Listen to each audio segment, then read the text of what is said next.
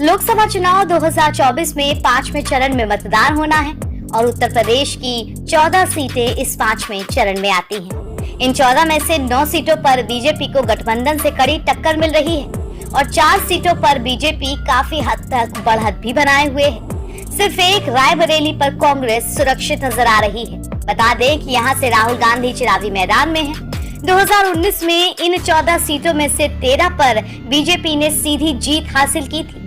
सिर्फ एक सीट रायबरेली सोनिया गांधी यानी कि कांग्रेस के खाते में गई थी। इस बार अमेठी में भी मुकाबला मुश्किल है। 2019 में राहुल गांधी की हार ने स्मृति ईरानी का कद बढ़ा दिया है, मगर ये चुनाव स्मृति ईरानी बनाम कांग्रेस संगठन के बीच ही है। सपा के साथ का फायदा कांग्रेस को मिल भी रहा है।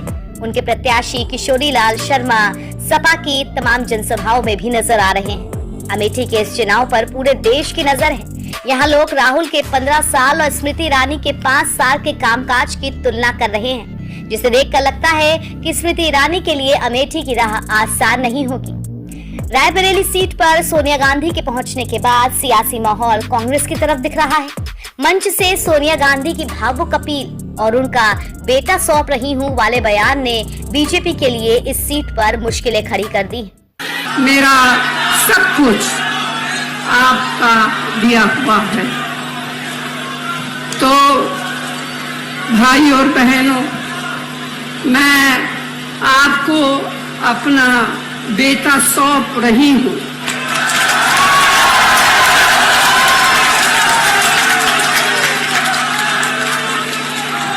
अपना बेटा सौंप रही हूँ, जैसे आपने मुझे अपना माना, वैसे ही राहुल को अपना मान कर रखना है। ये राहुल आपको निराश नहीं करेगा।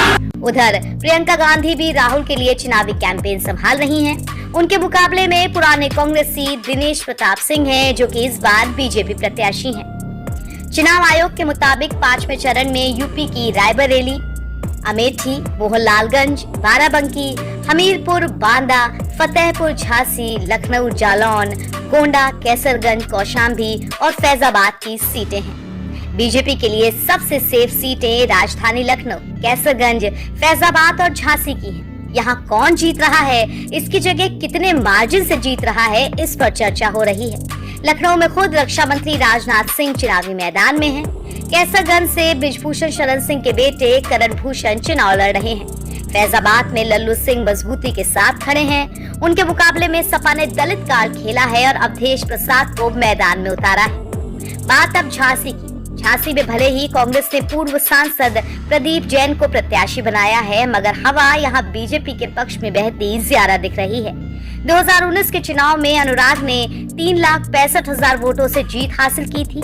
यहाँ फाइट बनाए रखने के लिए राहुल और अखिलेश दोनों बड़ी जनसभा करने भी पहुंचे। बांदा में बसपा खेला करने की पोजीशन में है। ब्राह्मणों की नाराजगी की वजह से बीजेपी का चैलेंज बढ़ गया है। बसपा ने ब्राह्मण चेहरे मयंक द्विवेदी पर यहाँ दांव खेला है। रिकॉर्ड्स कहते हैं कि बांदा में 7 बार ब्राह्मण और 5 बार पटेल बिरादरी के प्रत्याशी जीते हैं। बीजेपी और सपा दोनों ने ही यहाँ पटेल कैंडिडेट उतारे हैं। आगे बढ़ते हैं और बात कौशाम्बी की करते हैं। कौशाम्बी में समाजवादी पार्टी बीजेपी के सामने ज्यादा मजबूती से चुनाव लड़ रही है। सपा के पुष्पेंद्र सरोज मौजूदा सांसद विनोद सोनकर को कड़ी टक्कर दे रहे हैं। वहीं बाराबंकी में दिग्गज कांग्रेस नेता पीएल पुनिया ने अपने बेटे तनुष पुनिया को चुनावी कैंपेन संभालने के लिए खड़ा कर दिया है। वो बीजेपी को मजबूत टक्कर देते दिख रहे हैं। फतेहपुर में बीजेपी एंटी इनकम्बेंसी से जूझती दिख रही है। साध्वी निरंजन ज्योति को लेकर पब्लिक की नाराजगी का फायदा सपा के नरेश उत्तम पटेल को हो रहा है। वहीं हमीरपुर और मोहनलालगंज में बीजेपी और सपा के बीच 50-50 का मुकाबला है, यानी कि जीत भी हो सकती है और हार भी। नतीजे यहाँ चौंकाने वाले हो सकते हैं।